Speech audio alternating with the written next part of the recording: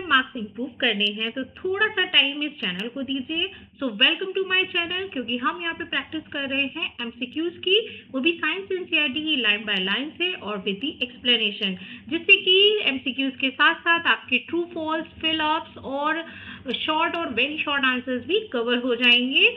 तो चलिए आगे मूव करते हैं अपने टॉपिक की तरफ। उसके पहले चैनल को सब्सक्राइब कर लीजिए। टॉपिक है हमारा क्लास 8 का stars in the solar system, और ये एमसीक्यूज बेस्ड ही है, बट इसमें कई सारी चीजें ऐसी कवर होंगी जो मेडिकल और वनडे कॉम्पिटिटिव एग्जाम्स के लिए भी यूजफुल हैं। तो जल्दी से सब्सक्राइब करिए और आगे बढ़ते हैं अपने पहले क्वेश्चन की तरफ। सो फर्स्ट है, which celestial body is at the centre of our solar system. इनमें से कौन सी सेलेस्टियल बॉडी है जो अपने सोलर सिस्टम में बीच में रहती है, बिल्कुल सेंटर पे, राइट? ए है अर्थ, बी है मून, सी है सन एंड डी है जुपिटर। सो आंसर जल्दी से टिक करिए। अगर आपको आता है तो बहुत अच्छी बात है, आपने अगर चैप्टर नहीं भी रीड किया है तो भी मैं एक्सप्लेन करूंगी, जिससे कि आपका most of the chapter cover हो जाएगा। सो आंसर है हमारा सन। देखिए सोलर सिस्टम में ना सन जो है वो बिल्कुल सेंटर पे होता है। तो ये जैसे एक्सप्लेनेशन दी हुई है, तो यहाँ पे एक्सप्लेनेशन से आप अपने नोट्स प्रिपेयर कर लीजिए, और यहाँ पे बाय द वे जैसे यहाँ पे ये ब्लैंक कर दिया जाएगा और आपको पूरा स्टेटमेंट एज इट इज दिया जाएगा। तो इसको फिल करने से आपके क्या बन गया, फिलअप्स के मार्क्स सिक्योर हो गए। और यही स्टेटमेंट अगर ट्रू फॉल्स में पूछते हैं तो आपके ट्रू फॉल्स के मार्क्स भी सिक्योर हो जाएंगे, राइट? सो एक्सप्लेनेशन देख लेते हैं। The sun is a star and all planets revolve around its due to its gravitational force. Gravitational force क्या होता है? जो किसी चीज को अपनी तरफ खींचता है, राइट? नेक्स्ट है, which planet is known as a red planet. इनमें से रेड प्लैनेट का नाम क्या है या किसे जाना जाता है रेड प्लैनेट के नाम से, यानी कि लाल ग्रह, राइट? ए है वीनस, बी है मार्स, सी है सैटर्न एंड डी है मरकरी। तो देखिए रेड प्लैनेट के नाम से होता है हमारा मार्स, इसीलिए मैंने यहाँ पे पिक्चर भी पेस्ट की है ताकि ये चीजें ना आपके माइंड में सेट हो जाएंगी, आपने को किस तरीके से देखा है। तो देखते हैं ना, विजुलाइज करते हैं तो बहुत अच्छे से चीजें याद रहती हैं। सो यहाँ Mars appear the reddish because the iron oxide. क्यों? क्योंकि आयरन ऑक्साइड रस्ट होता है, राइट? इसका फॉर्मूला क्या होता है? Fe2O3.XH2O, right? तो रस्ट का फॉर्मूला है ये, और इसमें रस्ट होते हैं present on its surface, right? So next है, which planet is called the earth twin. Earth twin का मतलब ये है कि जो बिल्कुल अर्थ की तरह है, राइट? जो फीचर्स में, प्रॉपर्टीज में अर्थ की तरह है। ट्विन ट्विन वही होता है जिसमें प्रॉपर्टीज ऑफ फिजिकल और बोथ एनाटॉमिकल दोनों सेम होते हैं। तो ए है मार्स, बी है जुपिटर, सी है वीनस एंड डी है यूरेनस। तो राइट आंसर है हमारा वीनस। वीनस देखिए जो है ना वो बिल्कुल अर्थ से रिजेंबल करता है, जैसे कि अर्थ पे हॉट एंड ह्यूमिड क्लाइमेट है, वैसे ही वीनस पे भी है। तो Venus is almost similar to the earth in size, mass, and so it is called the earth twin, right? Next है, why do the stars appears to twinkle. जो तारे होते हैं वो ट्विंकल करते हुए हमें क्यों प्रतीत होते हैं, पता चलते हैं, दिखते हैं? ए है दे चेंजेस देयर ब्राइटनेस। क्यों? क्योंकि वो अपनी ब्राइटनेस चेंज करते हैं। बी है they rotate rapidly, and C है there light is refracted by the earth atmosphere, and D है दे एमिट डिफरेंट कलर। तो यहाँ पे देखिए जो स्टार्स होते हैं वो ट्विंकल करते हुए क्यों दिखते हैं? So because their light is refracted by the earth atmosphere. आपको पता है ना हमारे अर्थ पे एटमॉस्फेयर है, बहुत सारी लेयर हैं एटमॉस्फेयर की, EMT, राइट, ST, आपको ये फॉर्मूला भी बताया था, एग्जॉस्फेयर, मेसोस्फेयर, ट्रोपोस्फेयर, ठीक है? तो इस तरीके से क्या होता है कि ये जो लेयर्स है ना, इसी के थ्रू जो ये लाइट अपनी रिफ्रैक्ट करते हैं ना, तो हमें ये ट्विंकल करते हैं, कोई छोटा कोई बड़ा, इस तरीके से इनकी लाइट जो है ना वो चेंज होती हुई दिखती है। So the earth atmosphere bend the light coming from stars making them appears to twinkle. Next है, which of the following is not a planet. इनमें से कौन सा ऐसा है जो प्लैनेट नहीं है, जो ग्रह नहीं है? ए है सैटर्न, बी है जुपिटर, सी है पोलरिस एंड डी है यूरेनस। तो देख लीजिए आपके जो 8 प्लैनेट हैं उनमें से कौन सा नहीं है, तो आंसर है हमारा पोलरिस, राइट। जो Polaris is a star known as a pole star, right, not a planet. Polaris is not a planet. Next है the pole star always appear in which direction. जो पोल स्टार दिखता है ना वो हमेशा किस direction में होता है, तो ए है साउथ, बी है ईस्ट, सी है नॉर्थ एंड डी है वेस्ट। तो देखिए ये क्वेश्चन ना आपको लग रहा होगा कुछ आउट ऑफ सिलेबस है या फिर मैंने यहाँ पे क्यों रखे हुए हैं। तो ये देखिए एमसीक्यूज ना सभी के लिए ही है, एकेडमिक के लिए भी। समटाइम्स एकेडमिक में भी आजकल वैसे भी बहुत कोई सिलेबस पता नहीं है किसका क्या है, अलग अलग बुक्स में अलग अलग चीजें दी रहती हैं। ओके, तो सिलेबस के अकॉर्डिंगली भी है और ये सारी चीजें आपको भी पता होनी चाहिए, क्योंकि कॉम्पिटिटिव एग्जाम में जब आप बैठेंगे ना, अभी तो आप एकेडमिक एग्जाम में जैसे जैसे लिख के खूब लंबे लंबे आंसर लिख के आप नंबर ले आएंगे, बट जब आप कॉम्पिटिटिव में बैठेंगे ना तो वहां पे सिर्फ एक आंसर चलता है, कोई इधर उधर की बातें नहीं चलती। तो उस एक आंसर को ना टिक करना वो आपकी रिस्पॉन्सिबिलिटी है अगर अच्छे मार्क्स लेके आने हैं। Okay, so the pole star always appear in which direction. So pole star हमेशा किस डायरेक्शन में दिखता है, नॉर्थ में। The pole star lies almost directly above the Earth's north pole and help in finding direction. वो इस तरीके से ना जो चमकता रहता है that is called as a pole star. Next which planet has a beautiful rings around it. अभी इसमें पूछ रहे हैं इनमें से कौन से प्लैनेट के आसपास बहुत सारी रिंग्स होती है, बहुत ही सुंदर सी रिंग्स होती है। रिंग्स मतलब जैसे आप लोग रिंग्स पहनते हैं ना उंगली में, दैट इज छल्ले, राइट। सो ए है मार्स, बी है सैटर्न, सी है नेपच्यून एंड डी है मरकरी। तो देखिए रिंग वाला जो हमारा है ना planet that is Saturn. Okay, ये रिंग्स जो है वो डस्ट पार्टिकल्स भी हैं, स्टोन भी हैं, अलग अलग तरीके के यहाँ पे होते हैं। तो Saturn is all famous for its prominent ring system made of ice and rocky particles, right? Next है व्हाट इज कॉन्स्टिलेशन। कॉन्स्टिलेशन क्या होता है, देखिए ये ना 4th और 3rd क्लास से ही पढ़ाया जाता है और ये कॉम्पिटिटिव में भी आ सकता है, तो अगर आपने किया हुआ है तो ये आप कर लेंगे। ए है a group of the planets, B है a group of the stars forming a recognisable pattern, कोई एक अच्छा जाना माना पैटर्न बनाते, pattern means picture, right. C है a cluster of the galaxies and D है अ कॉमेट, राइट। तो यहाँ पे constellation is a group of stars forming a recognisable pattern. जैसे आप देखते हैं ना सप्तऋषि का, ओके, ओरियन है हमारे तो, और हंटर लाइक है। तो यहाँ पे कॉन्स्टिलेशन ये इस तरीके से बनते हैं, राइट। सो यहाँ constellation are the imaginary pattern form by the stars in night sky. Constellation याद रखिए फिलिप्स में अक्सर पूछा जाता है। नेक्स्ट है विच कॉन्स्टिलेशन रिजेंबल्स अ हंटर। देखिए हंटर की तरह ऐसा कौन से मतलब ग्रुप ऑफ दी स्टार्स है जो बिल्कुल हंटर की तरह दिखता है, मतलब हंटर का फिगर बनाता है। ए है उर्सा मेजर, बी है ओरियन, सी है कैसुपोया एंड डी है ड्रैको, ठीक है। तो यहाँ पे देखिए चारों में से कौन सा राइट आंसर है, हंटर की तरह कौन रिजेंबल करता है, तो यहाँ पे है ओरियन। ओरियन जो है ना वो इस तरीके से, जो स्टार्स होते हैं ना वो इस तरीके से फिगर बनाते हैं, तो it is like a Hunter. Orion is one of the most easily recognizable constellation. Okay, next है the moon shines because it, moon जो है वो क्यों चमकता है। A है produce its own light, B है reflect sunlight and C है produce heat and D है has glowing gases। तो moon देखिए क्यों चमकता है, because it reflects the sunlight, क्योंकि वो sunlight को reflect करता है, इसीलिए अलग अलग phases भी होती हैं moon की, जो आप देखते हैं फुल मून, राइट, तो डार्क मून नाइट। तो यहाँ पे यही होता है कि जो सनलाइट होती है ये जो सन के अर्थ के चारों ओर चक्कर लगाता है और उस टाइम पे जो सन की लाइट इस पे पड़ती है ना ये वही रिफ्लेक्ट करता है और इसकी वही साइड हमें दिखती है। तो the moon has no light of its own, इसकी कोई अपनी लाइट नहीं होती है, it reflects the light of the sun.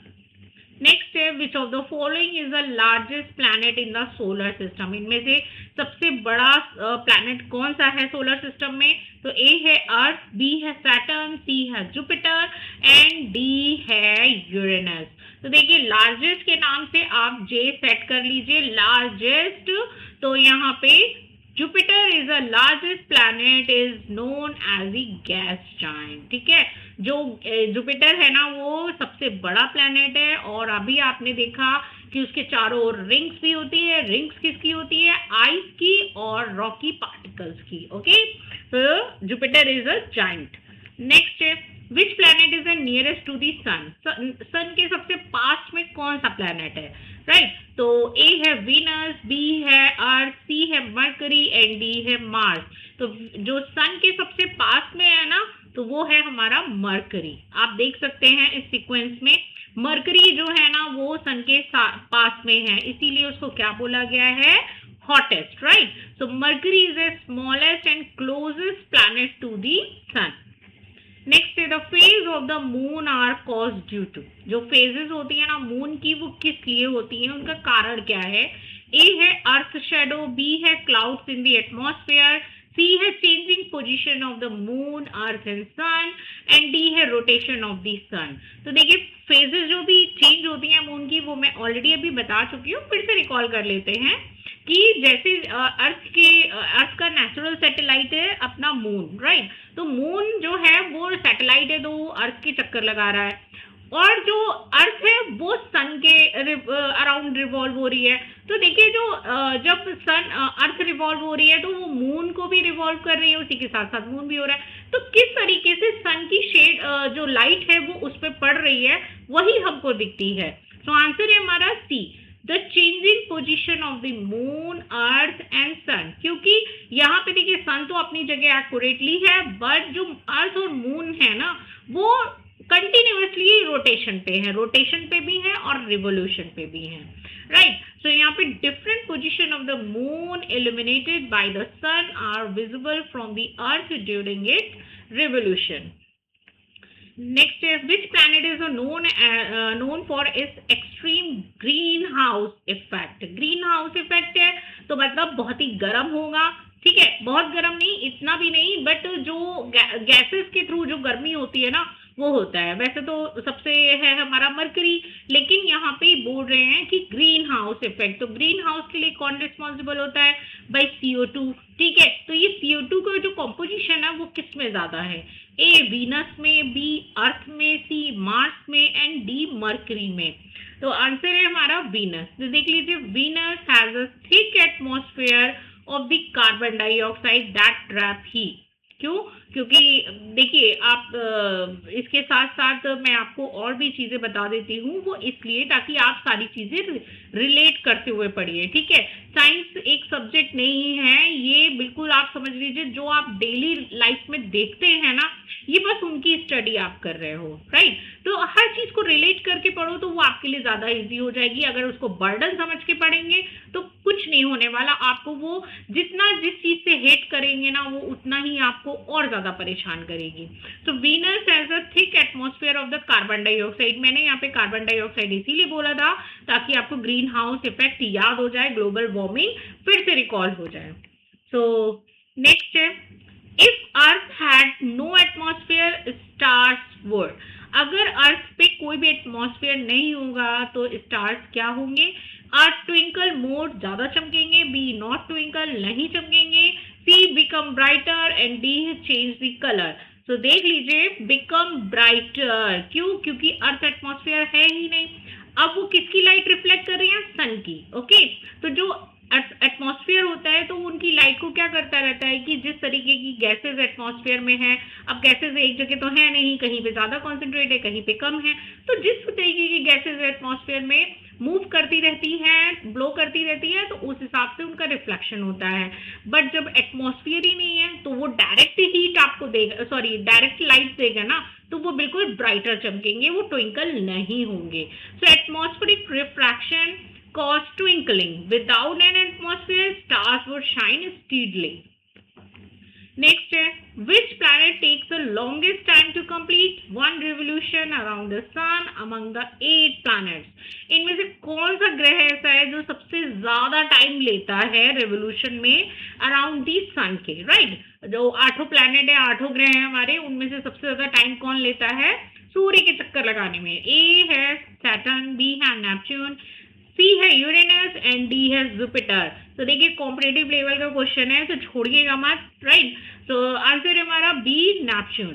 तो नेपच्यून जो है टेक्स अराउंड 165 अर्थ ईयर, राइट? मतलब जो अर्थ का ईयर है ना उसका 165 लेता है to complete one revolution around the sun. Next है which celestial body is often called the dirty snowball, मतलब गंदा सा स्नोबॉल है एक तरीके से। स्नोबॉल है दैट इज आइसी, ठंडा होगा, और डर्टी है, गंदा भी है। सो ए है एस्टेरॉइड, बी है कॉमेट, सी है सैटेलाइट एंड डी है मेटियोर। तो यहाँ पे आंसर है हमारा कॉमेट। कॉमेट जो होता है ना it is a dirty snowball. आप देख सकते हैं ये है इसकी टेल और ये है डस्ट टेल, ठीक है? ये तो आपको विजिबल हो रही है बट इसके पीछे एक अलग रहती है और ये है इसका orbit. So comets are made up of the ice, dust and the rocky materials and are often called the dirty snowball. Next है why are the meteors popularly called the shooting star? meteors को shooting star क्यों बोला जाता है? बोलते हैं ना कि वो देखो तारा गिर रहा है, ठीक है? तो ए है they are stars falling from the space, B है they appear as a bright streaks of the light while the entering earth atmosphere, and C है they shine continuously, and D है they revolve around the earth। तो meteors को shooting star क्यों कहा जाता है? Because they shine continuously, मतलब वो अगर अर्थ एटमॉस्फेयर पे भी आ रहे हैं ना तो वो एज इट इज शाइन करते रहते हैं, कोई ट्विंकलिंग नहीं होती, कुछ भी नहीं होता, राइट? तो देखिए मैंने डिफरेंस भी दिया हुआ है। मेटेरॉइड कब बोलते हैं? जब वो स्पेस में होते हैं। मेटियोर कब बोलते हैं? That is falling through the sky, जब वो अर्थ एटमॉस्फेयर में एंटर कर लेते हैं। And the meteoroid when it lands on the earth surface, जब वो अर्थ सरफेस पे गिर ही जाता है तो उसे मेटेरॉइड कहते हैं, राइट? तो ये है आपका difference. So small pieces of the rocks or the dust from the space that enters Earth's atmosphere at a high speed and the burn up, creating a bright streaks of light. Next है which planet is the most suitable for the supporting life among the following? इनमें से कौन सा planet है जो सबसे ज्यादा life supportive है? ये तो देखो सेकेंड क्लास से बताया जाता है, इसमें कोई भी दो राहे नहीं है कि यहाँ पे इसका आंसर है हमारा अर्थ। ओके, जो अर्थ है सबसे ज्यादा लाइफ इसी पे ही है। So earth has a water, oxygen and the suitable temperature condition that supports life. Next है the sun appears larger than the other stars because, जो सन है वो अदर स्टार से क्यों सबसे बड़ा दिखता है? It is a biggest star, it is a hottest star, C है it is a nearest star to the earth, and D है इट प्रोड्यूसेस मोर लाइट। तो सन सबसे ज्यादा बड़ा क्यों दिखता है? सो आंसर है it is nearest star to the earth. ये एक तो बड़ा है ही, दूसरा ये अर्थ के पास में भी है। So the sun appears large because it is much closer to the earth than all other stars. Next है which of the following planets has the shortest year in our solar system? मतलब shortest year means जो revolution का है ना वो उसकी बात कर रहे हैं। और ए है ऑप्शन अर्थ, बी है मरकरी, सी है वीनस एंड डी है मार्स, राइट? तो यहाँ पे आंसर है हमारा मरकरी। देखिए एक तो ये सन के पास में है, दूसरा इसीलिए इसको जब सन के पास में है तो देखिए ये रिंग है और ये रिंग है, तो यहाँ पे मूव करने में आपको ज्यादा टाइम लगेगा और यहाँ पे मूव करने में कम टाइम लगेगा। So this is a reason Mercury is the closest planet to the sun, takes only about 88 earth days, right? वहां पे अर्थ ईयर था, यहाँ पे अर्थ डेज है to complete one revolution around it. Okay, next है why can't we hear any sound in space? हम कोई भी साउंड स्पेस में नहीं सुन सकते, ऐसा क्यों होता है कि हमें कुछ भी नहीं सुनाई देता? कोई भी आपका नाम बुलाता रहे, कुछ भी साउंड होता रहे, कुछ भी नहीं सुनाई देगा, बिकॉज साउंड के ट्रेवल के लिए क्या इंपॉर्टेंट होता है? मीडियम, चाहे वो वाटर हो या फिर एयर हो, तो medium is a requirement for the progressing the sound. So A है space is too cold, B है space contain very little matter, C है space has no atmosphere and D है space is a very dark. तो देखिए dark और to cold का कोई sense नहीं बनता. हमको सर्दी में भी सुनाई देता है, हमको अंधेरे में भी सुनाई देता है. ठीक है, तो यहाँ पे क्या है? Space has no atmosphere. Atmosphere is made up of the gases, different kind of the gases, dust particles. So it is a medium which conduct the sound. ठीक है, which is responsible to propagate the sound. Sound requires a medium to travel. कोई भी medium चाहिए उसको. Since space is almost a vacuum, sound cannot travel through it. Next, asteroids are the mainly found between the orbits of. जो asteroids होते हैं वो किसकी orbit में सबसे ज्यादा हैं? ए है अर्थ एंड मार्स, बी है मार्स एंड जुपिटर, सी है Jupiter and Saturn and D है वीनस एंड अर्थ. तो देखिए जो सबसे ज्यादा एस्टेरॉइड मिलते हैं ना, वो हमारे हैं मार्स और जुपिटर के रिंग्स में, एटमॉस्फेयर पे. So most asteroids are found in the asteroids belt located between the Mars and Jupiter. ये मार्स और जुपिटर के बीच का जितना भी स्पेस है ना, उन्हीं में सबसे ज्यादा एस्टेरॉइड्स होते हैं. Next, which planet is known as a morning star और द इवनिंग स्टार.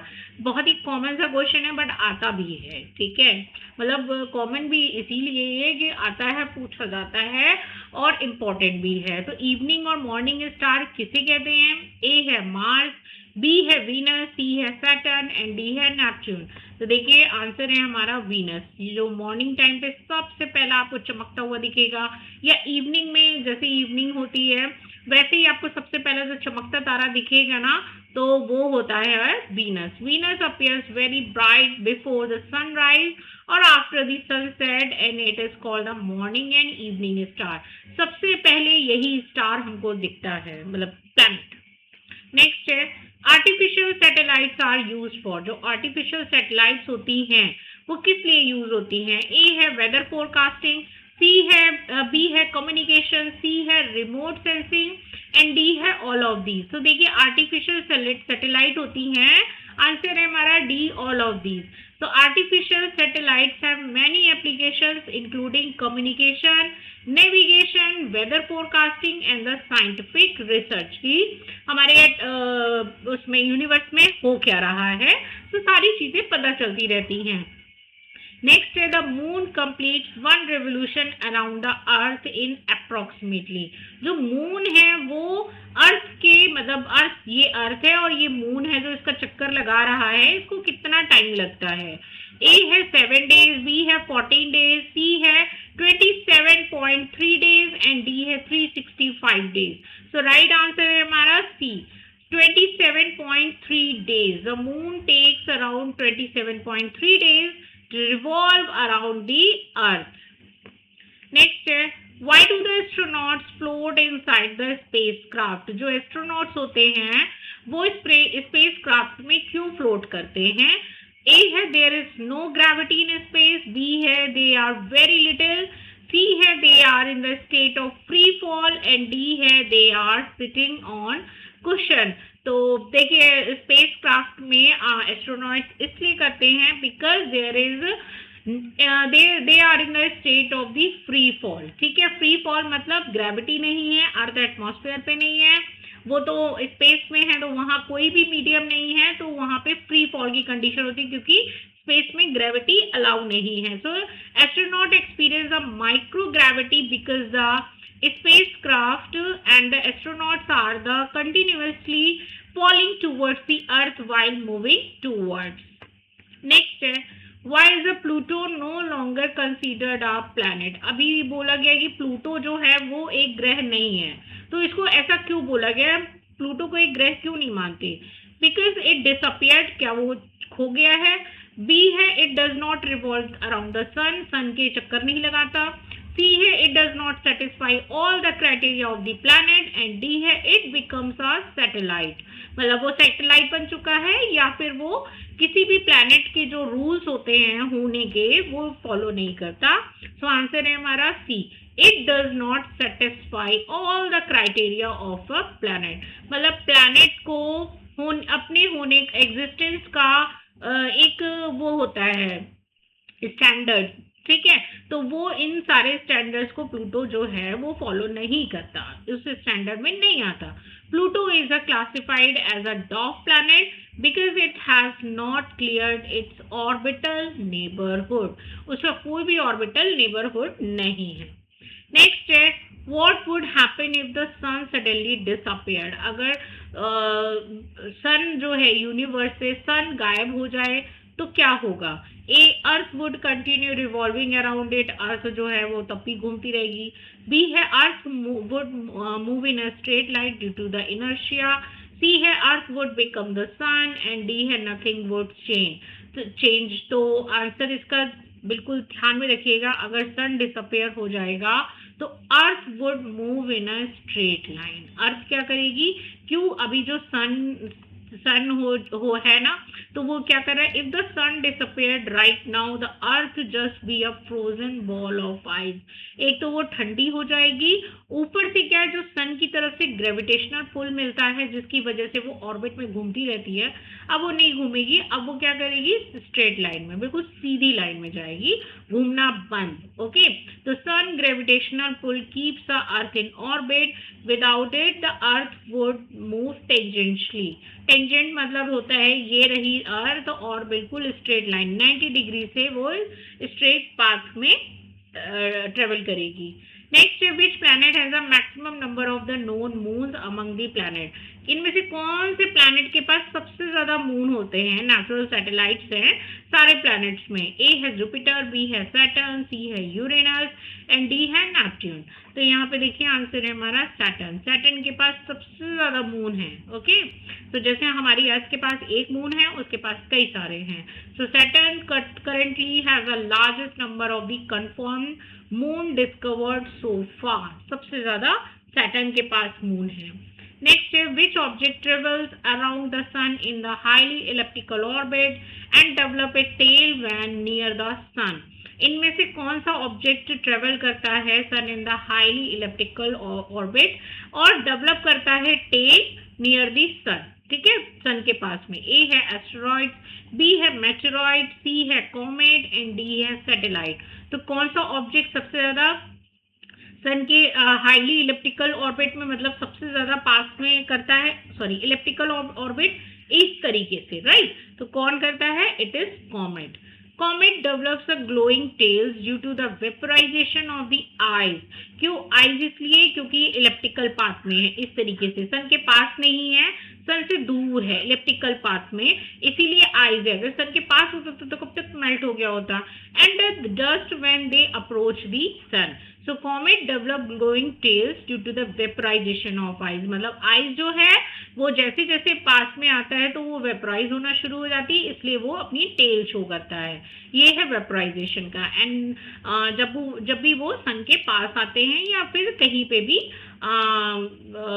फॉल होते हैं। Okay, so this is all about today. और चैनल को लाइक शेयर और सब्सक्राइब करिए। और अभी भी अगर आपको कोई भी टॉपिक क्लियर नहीं होता है सो आप प्लीज़ कमेंट कर सकते हैं, मैं उस टॉपिक को ही पूरी तरह से क्लियर करवा दूंगी। So thank you so much for watching this video. धन्यवाद, मिलते हैं नेक्स्ट वीडियो में।